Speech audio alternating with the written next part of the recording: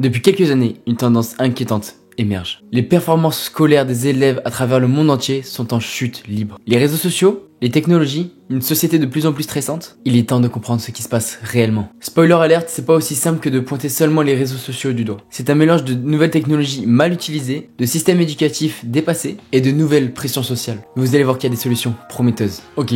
On commence avec l'éléphant de la pièce, les réseaux sociaux. Facebook, Instagram, TikTok et j'en passe. Ces plateformes sont conçues pour captiver notre attention. Leur objectif? Vous garder le plus longtemps possible connecté. Résultat, les élèves passent des heures à liker, commenter ou même scroller sur les réseaux sociaux. Souvent au détriment de leur apprentissage. Et cette hyper connectivité, elle a un prix. Le cerveau devient accro à la dopamine. Une hormone du plaisir libérée à chaque fois que vous recevez une notification, que vous voyez une vidéo drôle sur TikTok. Et ce plaisir instantané rend les tâches longues comme apprendre les mathématiques beaucoup plus difficiles. Mais les réseaux sociaux, ils sont pas uniquement nocifs pour nous. Ils offrent aussi un accès illimité de contenu éducatif. Prenez YouTube par exemple. Il y a des youtubeurs qui résument des livres, qui expliquent des concepts scientifiques ou qui enseignent même des langues en quelques minutes. Les réseaux sociaux ne sont pas dangereux. Tout dépend de comment on s'en sert. Donc oui, les réseaux sociaux peuvent distraire, mais bien utilisés, ils peuvent aussi enrichir vos connaissances. Le vrai problème, c'est l'équilibre. Et cet équilibre, il est ultra compliqué à trouver chez les jeunes. Deuxième coupable, nos systèmes éducatifs. Beaucoup de pays utilisent encore des méthodes du siècle dernier. L'enseignement magistral. Là où le prof parle et les élèves écoutent, c'est souvent la norme. Mais ce modèle fonctionne de moins en moins dans un monde où tout devient interactif et rapide.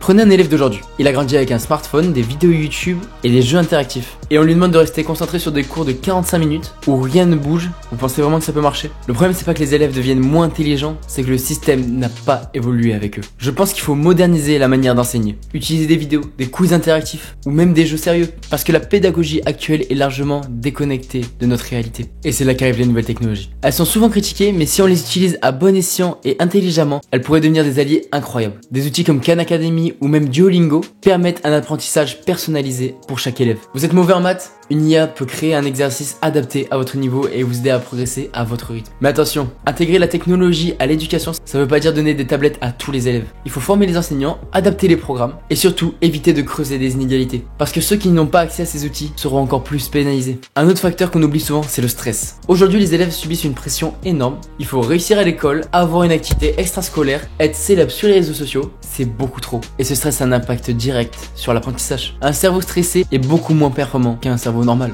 Les élèves ont plus de mal à se concentrer, à donc retenir des informations et donc à résoudre des problèmes. Pourtant, on continue à leur demander toujours plus, sans leur donner les outils pour apprendre à gérer cette pression. Et c'est là que l'éducation doit aussi inclure des compétences pour apprendre à gérer son stress, comme la méditation ou même des méthodes de travail efficaces. Enfin, on ne peut pas ignorer un facteur clé, les inégalités. Dans beaucoup de régions, l'accès à l'éducation est un privilège. Manque d'écoles, de professeurs ou de matériel, c'est la réalité pour des millions d'élèves. Aujourd'hui, 244 millions d'enfants dans le monde ne sont pas scolarisés. Et même dans les pays développés comme la France, ces inégalités existent. Les élèves de milieux défavorisés ont moins de soutien à la maison, moins d'accès à la technologie et souvent beaucoup plus de responsabilités. Pour que le niveau scolaire global augmente, je pense qu'il faut résoudre ces inégalités. Ce n'est pas une question de capacité des élèves, mais d'opportunité. Donc oui, le niveau scolaire mondial baisse, mais c'est un problème avec des solutions. Les réseaux sociaux, la technologie, les systèmes éducatifs, le stress et les inégalités, tout ça, ça peut être amélioré. Mais ça demande des efforts colossaux et collectifs. Et vous en pensez quoi? Quelles sont selon vous les solutions pour l'éducation de demain? Dites-le moi en commentaire, pensez à liker, commenter, à partager cette vidéo si vous avez appris quelque chose. Et moi je vous dis à très vite pour de prochaines vidéos samedi. Bye bye.